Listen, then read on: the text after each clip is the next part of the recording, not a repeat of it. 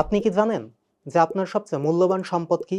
আপনার সবচেয়ে মূল্যবান সম্পদ হচ্ছে আপনার ব্রেইন বা আপনার মস্তিষ্ক। আপনি জীবনের প্রতিটা ইভেন্টে, প্রতিটা ঘটনায় কিভাবে কাজ করবেন, কিভাবে চিন্তা করবেন, আপনার লজিক, আপনার ইমোশন, আপনার পুরা দৈনন্দিন কার্যকলাপ কিভাবে অতিবাহিত হবে, কিভাবে পরিচালিত হবে, এই সব কিছুই নির্ভর করে আপনার ব্রেইনের উপরে। ব্রেইনকে আপনি তুলনা করতে পারেন একটা গাড়ির ইঞ্জিনের সাথে। গাড়ির ইঞ্জিনকে আপনি কখনো বাইরে থেকে দেখতে পারবেন না, কিন্তু ইঞ্জিন ফাংশন করার জন্যই গাড়ি চালু থাকে। একইভাবে আপনার মস্তিষ্ককেও আপনি বাইরে থেকে দেখতে পারবেন না, কিন্তু ব্রেইনের মাধ্যমেই আপনার জীবনের প্রতিটি ইভেন্ট, প্রতিটি অ্যাকশন পরিচালিত হবে। আসুন এখন আমরা জেনে নেই যে ব্রেইনের ফাংশনাল কী কী পার্ট থাকে এবং প্রত্যেকটা পার্ট থেকে ব্রেইনের ফাংশনগুলি কী কী হয়। ব্রেইনকে ফাংশনালি 4টা লোবে ভাগ করা যায়। এগুলোকে বলা হয় ফাংশনাল লোবস অফ ব্রেইন। 4টা লোব কী কী?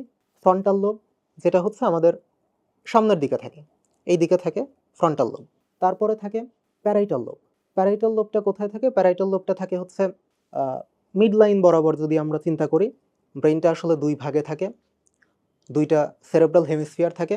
মাঝখান বরাবর চিন্তা করলে এই মাঝামাঝি জায়গায় থাকবে হচ্ছে প্যারাইটাল লোব। তারপর 3 নম্বর হচ্ছে টেম্পোরাল লোব। টেম্পোরাল লোবগুলো থাকে ল্যাটারালি, মানে আমাদের কানের দিক বরাবর। 4 নম্বর যে ফাংশনাল লোবটা, সেটাকে বলা হয় অক্সিপিটাল লোব। অক্সিপিটাল লোবটা থেকে আমাদের মাথার পেছনের দিকে, যদি দেখাতে চাই এই পেছনের দিকে, একবারে পেছনের দিকে যে লোবটা থাকবে সেটা হচ্ছে যে অক্সিপিটাল লোব। প্রথমে আসি যে ফ্রন্টাল লোব, আমাদের সামনের দিকে যেটা থাকে ব্রেইনের। এই ফ্রন্টাল লোবের কাজ কি কি? ফ্রন্টাল লোবের কাজের মধ্যে বা ফাংশনের মধ্যে যেটা থাকে সেটা হচ্ছে যে র্যাশনাল থিঙ্কিং, লজিকের মাধ্যমে, থিঙ্কিংয়ের মাধ্যমে আমরা যে চিন্তাধারায় উপনীত হই সেটাকে আমরা বলতে পারি যে র্যাশনাল থিঙ্কিং। একই সাথে এখান থেকে নির্ধারিত হবে যে আমাদের পার্সোনালিটি কেমন হবে। তো বাম হাতের উপরে মশা বসলে আমি ডান হাত দিয়ে মশাটাকে মারতে চেষ্টা করব। এই যে আমার মুভমেন্টটা করলাম, হাতের যে মুভমেন্টটা করলাম, এই মুভমেন্টটা আসলে পরিচালিত হয় আমাদের ফ্রন্টাল লোব থেকে। মাথার মাঝখান বরাবর যে লোবটা যদি থাকে, সেটার কথা যদি আমরা চিন্তা করি, তাহলে সেখানে কি কাজ হয়? প্যারাইটাল লোবে থাকে হচ্ছে সোমাটোসেন্সরি কর্টেক্স। তখন সেইটা ব্রেইনের প্রথমে যাবে হচ্ছে প্যারাইটাল লোবের সোমাটোসেন্সরি কর্টেক্সে। মানে আমি সেন্সেশনটা পাচ্ছি বা সেন্সেশনটা ব্রেইনে ম্যাচ করতেছে এই সোমাটোসেন্সরি কর্টেক্স থেকে প্যারাইটাল লোবের। একই সাথে আমাদের বিভিন্ন বস্তুর স্পাশিয়াল বা 3D ওরিয়েন্টেশন, যেরকম কোনো একটা বস্তু আমার থেকে কত দূরে আছে সেটা যদি জাজ করতে যাই বা আমার ব্রেইন যখন জাজ করবে, তখন সেটা আসবে আমার প্যারাইটাল লোব থেকে। টেম্পোরাল লোব, টেম্পোরাল লোবটা কোথায় থাকে? টেম্পোরাল লোবটা থাকে আমাদের কানের দিক বরাবর। তো কানের দিক বরাবর যেহেতু থাকে, আমরা একটা কথা সহজেই মনে রাখতে পারি যে আমাদের হেয়ারিংয়ে এটা হেল্প করে। মানে আমাদের অডিটরি কর্টেক্সটা থাকে হচ্ছে আমাদের টেম্পোরাল লোবে। সাউন্ড কত দূরে আছে, কত দূর থেকে কোনো একটা শব্দ আমার কানে আসতেছে, রাস্তা দিয়ে হেঁটে যাচ্ছি, গাড়ির হর্ন বাজতেছে, সেগুলো কত দূর থেকে আসতেছে বা গাড়িটা আসলে কত দূরে আছে, সেটা আমি পারসিভ করতে পারবো আমার টেম্পোরাল লোব থেকে। টেম্পোরাল লোবের আরেকটা গুরুত্বপূর্ণ ফাংশন, সেটা বলা যায় যে আমাদের লিম্বিক সিস্টেম।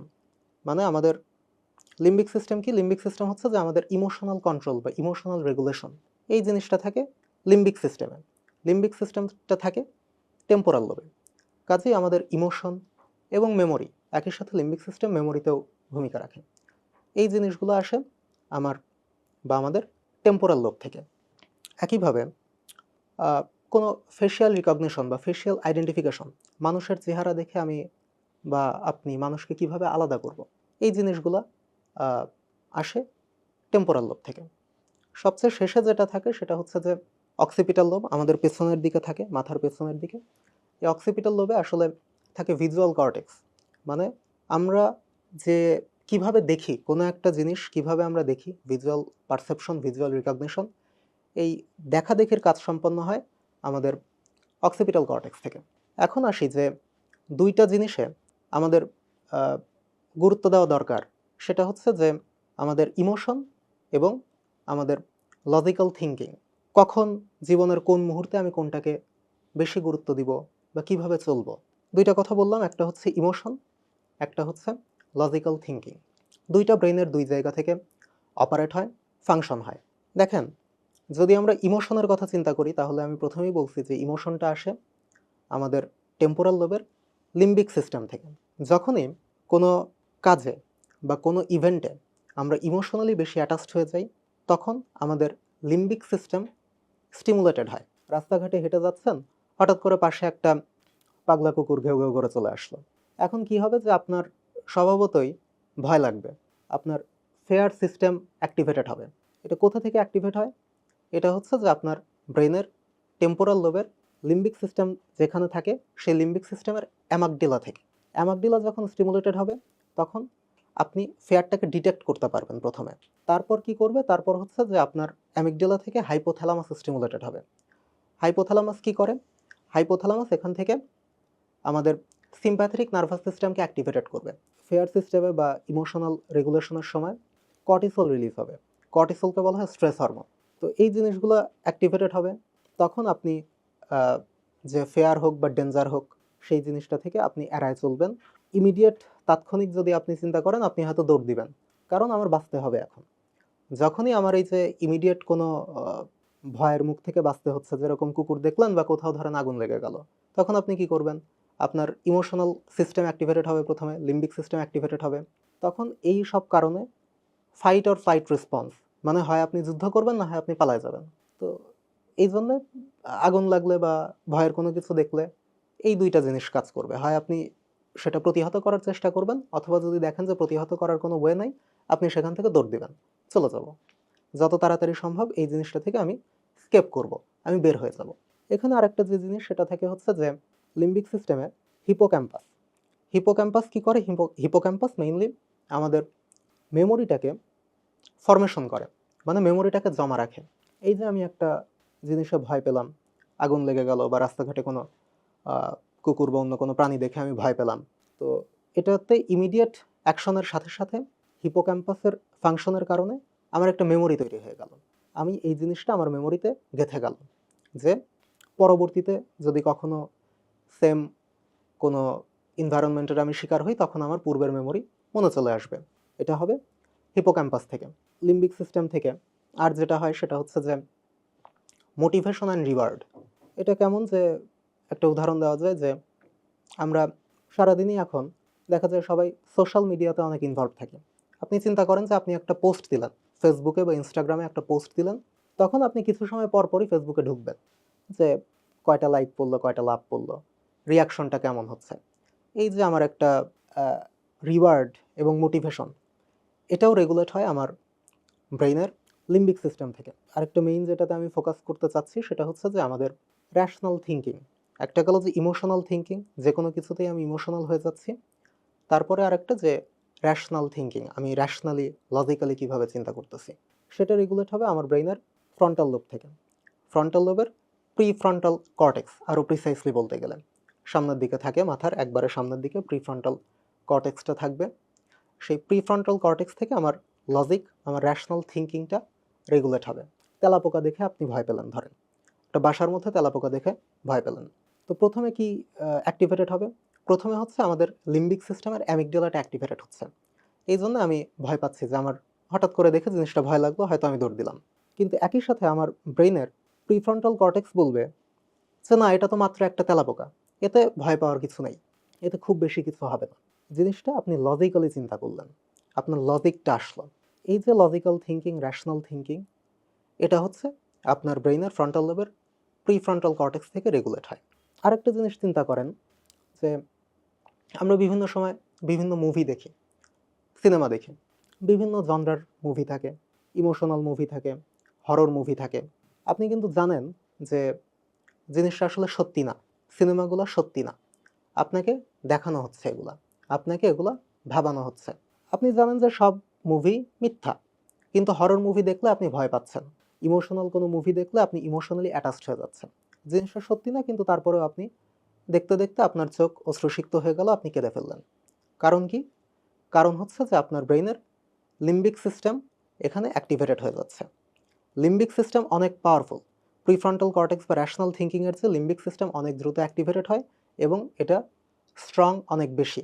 এই জন্যে আপনি ইমোশনালি অ্যাটাচড হয়ে যাচ্ছেন, অনেক সময় কেঁদে ফেলতেছেন। কিন্তু আপনি যদি জিনিসটা র্যাশনালি চিন্তা করতেন, যে আসলে এটা তো শুধু মুভি, এটা তো এমন কিছু না, বা এটা তো সত্যি কোনো কিছু না, হরর মুভি দেখলেন, ভয় পাচ্ছেন, কারণ লিম্বিক সিস্টেম অ্যাক্টিভেটেড হচ্ছে। যদি আপনি চিন্তা করতেন যে না, এটা তো জাস্ট একটা মুভি, আমাকে দেখানো হচ্ছে, আমি দেখতেছি, তো তখন কাজ কি হয় যে তখন আপনার প্রিফ্রন্টাল কর্টেক্সটা অ্যাক্টিভেটেড হবে, ফ্রন্টাল লোবের। তখন আপনি জিনিসটা র্যাশনালি বা লজিক্যালি থিঙ্ক করতে পারবেন, চিন্তা করতে পারবেন। আরেকটা উদাহরণ দেখি, ডে টু ডে লাইফে দেখা যায় যে ধরেন একজন হাজব্যান্ড, তিনি সারাদিন বিভিন্ন অফিসের কাজ টাজ করে সন্ধ্যার সময় বা রাতের বেলা বাসায় আসছেন। বাসায় আসার পরে যে কোনো কারণে ওনার ওয়াইফ বললেন যে ঘরে বাজার সদাই নাই, সারাদিন পরে রুমে আসছে, বাজার সদাই কিছুই তো নাই, রান্না বান্নার কোনো ঠিক ঠিকানা নাই। তো এখন হাজব্যান্ড যিনি, ম্যাক্সিমাম সময় কি দেখা যায় বা কি হতে পারে, তো উনিও দেখা যাবে অনেকক্ষণ পরে আসছেন, মুড ঠিক নাই, চিল্লাচিল্লি শুরু করে দিলেন, ঝগড়া শুরু করে দিলেন যে না, এতক্ষণ পরে আসছি, তুমি এখন আমার সাথে ঝগড়াঝাটি শুরু করছো। তো এই যে ছোটোখাটো কথা নিয়ে একটা কনফ্লিক্ট হয়ে গেল, একটা ঝগড়া হয়ে গেল, বা অ্যাঙ্গারটা বা রাগটা স্টিমুলেটেড হলো। এখানে কি হচ্ছে, একইভাবে আমাদের লিম্বিক সিস্টেম আপার হ্যান্ড পেয়ে যাচ্ছে, অ্যামিগডালা অ্যাক্টিভেটেড হচ্ছে। এর ফলে এই কনফ্লিক্টগুলো হচ্ছে বা অ্যাঙ্গার ম্যানেজমেন্টের যে সমস্যাগুলো হচ্ছে, এই সবগুলোই আসলে লিম্বিক সিস্টেম আপার হ্যান্ড নেওয়ার জন্য হচ্ছে। যদি এই হাজব্যান্ডটা চিন্তা করতেন যে আচ্ছা ঠিক আছে, আমি একটু রিল্যাক্স দেই, বা আমি এখনই কোনো কথাবার্তায় না যাই, আমি একটু কিছু সময় নেই, জিনিসটা যাতে সর্ট আউট হয়, সময় নেই, সাইলেন্ট থাকি। এই যে আপনি সাইলেন্ট থাকবেন, আপনি একটু সময় নিয়ে চিন্তা ভাবনা করবেন, এই কাজটা করবে আপনার ব্রেইনের ফ্রন্টাল লোবের প্রিফ্রন্টাল কর্টেক্স। কাজেই আপনি যদি আপনার লিম্বিক সিস্টেমকে অ্যাক্টিভেটেড না করে আপনি একটু সময় দিয়ে আপনার প্রিফ্রন্টাল কর্টেক্সটাকে যদি একটু স্টিমুলেটেড করতে সময় দেন, তাহলে দেখা যাবে যে আপনার থিঙ্কিংগুলো আসতেছে র্যাশনালি, এক্সিকিউটিভলি, আপনি ডিসিশনগুলো নিতে পারতেছেন, প্ল্যানিংগুলো ঠিকভাবে নিতে পারতেছেন। তাহলে এই কলিশনটা এড়ানো গেল, ঝগড়াঝাটি এড়ানো গেল, একটা সুন্দর ওয়েতে, স্মুথ ওয়েতে জিনিসটা চলতে থাকবে। তো কাজেই যা কিছুই হোক, আমাদের সবসময় চেষ্টা করতে হবে যে আমরা যেন ব্রেইনের দাস না হয়ে থাকি। এখানে ব্রেইনের দাস বলতে আমি বোঝাচ্ছি যে আমরা যেন লিম্বিক সিস্টেমকে অ্যাগ্রাভেটেড না করে দিই, আমরা যেন লিম্বিক সিস্টেমের দাস না হয়ে যাই, যে ব্রেইন আমাকে যেভাবে চালাচ্ছে, ইমোশনালি আমাকে যেভাবে চালাচ্ছে, আমি সেভাবেই চলে যাচ্ছি। এখানে মনে রাখতে হবে যে জিনিসটা প্র্যাকটিসের ব্যাপার, জিনিসটা জানার ব্যাপার, আপনার নলেজও থাকতে হবে, আপনার জিনিসটাকে সেভাবে অপারেট করা শিখতে হবে। অপারেট করা শিখলে কি হবে, অপারেট করা শিখলে আপনি আপনার ফ্রন্টাল লোবকে কিছু সময় দিবেন, যে আমি কিছু সময় নেই, লজিক্যালি চিন্তা করি। লজিক্যালি চিন্তা করতে যখন যাবেন তখন আপনার ফ্রন্টাল লোবটা অ্যাক্টিভেটেড হবে, প্রিফ্রন্টাল কর্টেক্স থেকে আপনি ডিসিশনগুলো পাবেন, তখন আপনার রেগুলেট করা সহজ হবে, আপনার আমার সবার সব প্ল্যানিং, সব কিছু ঠিকভাবে প্রসেসড করা সহজ হবে।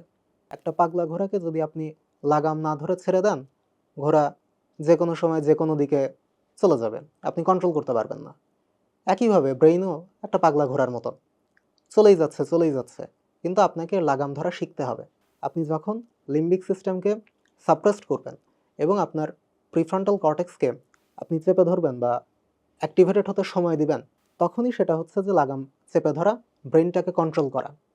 আপনি ব্রেইনকে কন্ট্রোল করবেন, ব্রেইন আপনার উপরে প্রভাব বিস্তার করতে পারবে না। কাজেই আমাদের সবার যে জিনিসটা করা দরকার সেটা হচ্ছে যে ব্রেইনকে আমরা কন্ট্রোল করব। তাহলে আসুন আমরা ব্রেইন সম্পর্কে জানি, ব্রেইনকে কিভাবে অপারেট করতে হয় সেটা শিখি। আপনাদের সবাইকে আমার সাথে থাকার জন্য ধন্যবাদ। আসসালামু আলাইকুম।